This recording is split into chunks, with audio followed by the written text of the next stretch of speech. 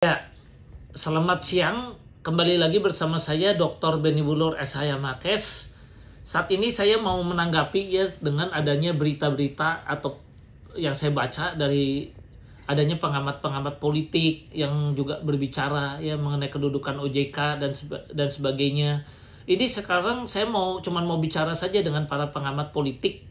Jadi tolong para pengamat asuransi ataupun pengamat apapun juga ya yang mengamati di sini, saya mau bicara mengenai tentang asuransi Jiwakresna di mana saya pegang beberapa nasabah. Jadi di sini saya tidak peduli ya, saya membela nasabahnya. Ya, dan yang penting nasabah saya terbayar. Ya, dan umumnya juga nasabah yang lain terbayar. Ya, terutama sekali khususnya tentu yang sakit dan yang butuh biaya untuk sekolah. Jadi di sini juga ada yang tadinya mau turun untuk biaya sekolah sudah deal dengan kita, kemudian nggak jadi. Ada yang sakit kanker juga mau dibayar, tadinya nggak jadi. Itu semua gara-gara apa? Ya gara-gara ada dugaan keegoisan pejabat-pejabat OJK dan juga ini adanya dari pengamat-pengamat yang bicara sembarangan tanpa tahu dan melihat isinya. Kenapa saya bilang begitu? Saya mau tanya gitu. Ya, kita kan nggak boleh keminter. Saya juga nggak boleh keminter. Kita harus lihat. Kalau mengambil putusan itu kan kita harus mengambil yang kadang-kadang kita pingin yang the best, terbaik. Tapi kita juga harus ambil yang terbaik dari yang terburuk. Saya sampai melakukan tantang tinju dengan Dr. Hotman Paris Hutapea itu juga karena kekecewaan saya pada hukum di Indonesia. Ya, kenapa saya kecewa? Ya ada inkrah, kekuatan hukum tetap bisa dicabut. Ya, nah itu bagaimana? Nah di sini pun saya juga kecewa.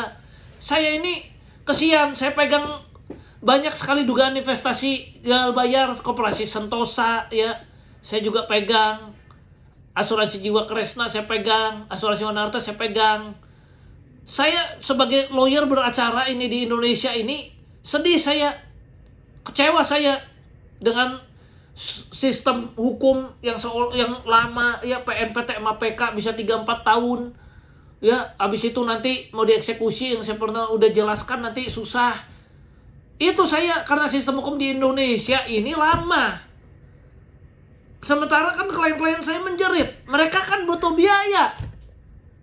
Bagaimana ini dengan Pak Kapolri, Pak Ketua MA, DPR RI dan Pak Presiden? Tidak ada suatu pemenahan untuk membuat suatu perundang-undangan atau hukum yang membuat sistem hukum kita ini bisa lebih singkat. Kenapa? Ya diduga juga si pembuat undang-undang yang ditunjuk diduga tidak berkompeten. Diduga, saya nggak tuduh. Termasuk pejabat-pejabat OJK, saya duga ya, bukan saya tuduh, tidak berkompeten. Lah yang duduk di situ mesti paham asuransi, mesti paham mengenai pasar modal.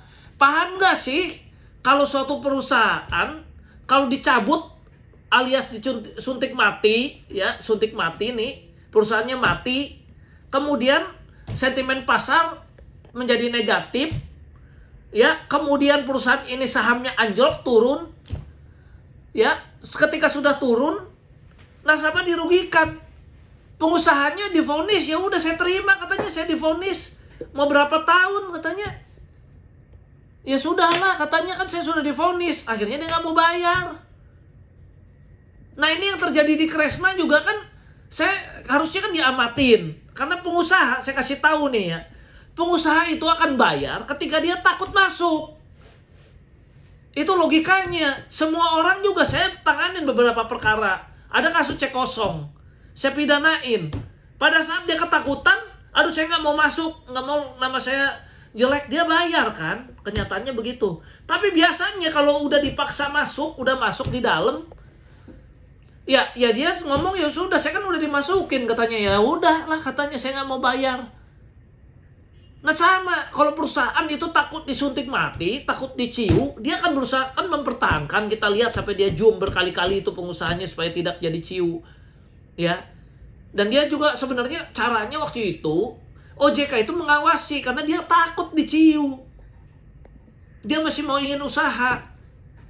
Kita nasabah lihat begitu, lihat ini peluang kita dibayar, makanya saya all out supaya terjadi perdamaian, sentimen pasarnya positif, sahamnya positif, daya bayarnya menjadi ada, walaupun belum tentu dibayar semua, tapi paling nggak akan jauh harapan nasabah terbayar itu lebih gede daripada di CIU.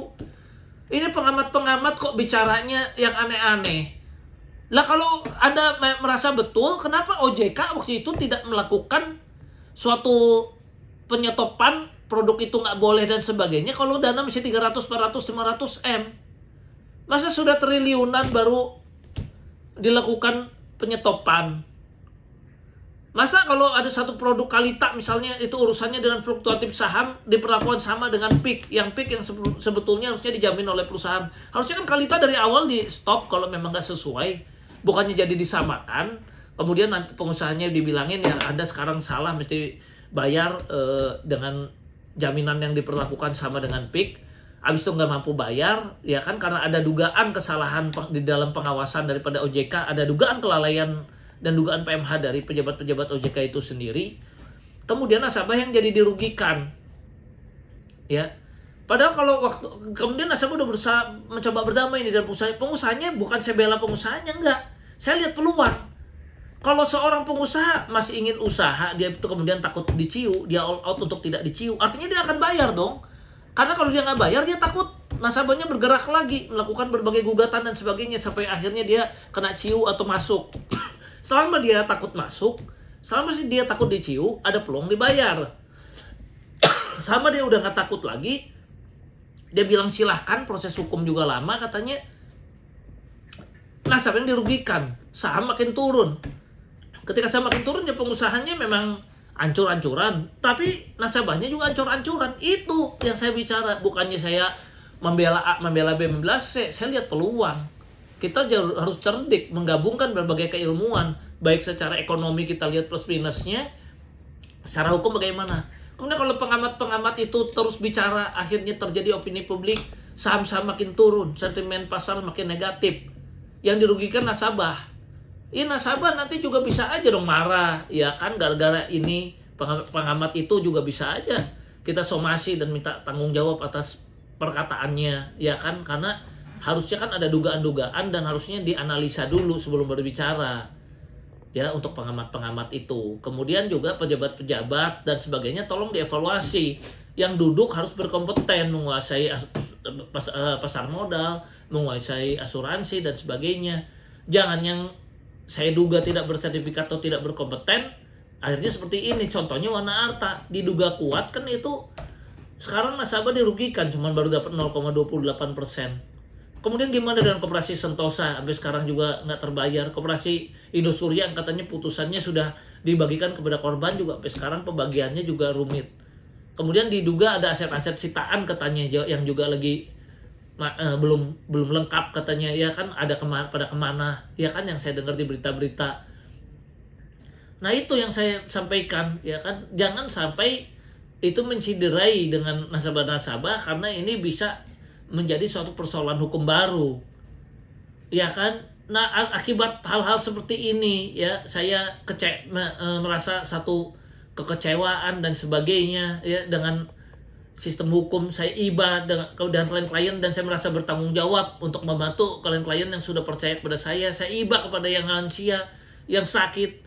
Apa nggak berpikir OJK itu kenapa dia nggak awasin ketika CIU dibatalkan? Bukan saya juga minta jadi berpihak ke pengusahanya, enggak.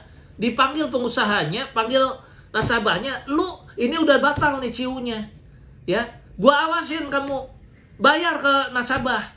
Kalau kamu nggak bisa bayar nasabah, kamu bohongin kita lagi, kita audit berkala, ya, misalnya nggak tercapai dan sebagainya, ya kita awasin kan masih bisa. Soal cabut izin itu sebetulnya bukannya harus dipaksakan. Kenapa ada perlakuan yang berbeda terhadap Jiwasraya? Saya tanya, Jiwasraya kan tidak dicabut kapan izinnya, padahal waktu itu juga sudah sampai seperti apa. Kenapa? Saya bukannya nggak setuju perintah tertulis, ya, sekali lagi ada perintah tertulis kepada pengusaha Kresna, tapi tidak ada perintah tertulis terhadap pengusaha Wana Arta. Proses di Wana Arta itu tidak ada yang ditahan sampai sekarang, tidak berproses. Yang Kresna ditahan dan berproses. Kok ada perbedaan? Harusnya kan kayak gini harus dilihat. Sementara kalau ini pengusahanya berkomitmen, saya udah bilang, selama dia berkomitmen, dia takut masuk, harusnya jangan dimasukin dulu, suruh dia bayar dulu. Kalau dia ingkar janji, kita harus beramai-ramai jeblosin atau bagaimana, masalah gampang. No viral, no justice. Ya kan, kalau nasabah berbondong-bondong memviralkan juga, ya pengusahanya juga pasti masuk. Ya kan? Tapi kalau sekarang nasabahnya justru pingin pengusahanya itu bayar, bukannya saya ingin membebaskan pengusahanya atau jadi corong pengusahanya, bukan. Kita cari win-win solution yang mana yang tadi saya bilang. Dia kapok nih masuk, misalnya.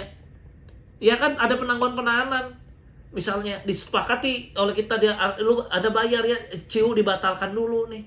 Misalnya ya, jangan sampai diciu. Kita lihat bayar nggak? Bayar lancar ya sudah sampai lunas. Dia nggak bener kan kita bisa tuntut lagi, baik pidana maupun perdata. Ya itu kan proses hukum. Orang kalau takut dia akan beresin. Dia udah nggak takut, dia nggak beresin. Itu yang jadi masalah. Ya, demikian. Terima kasih.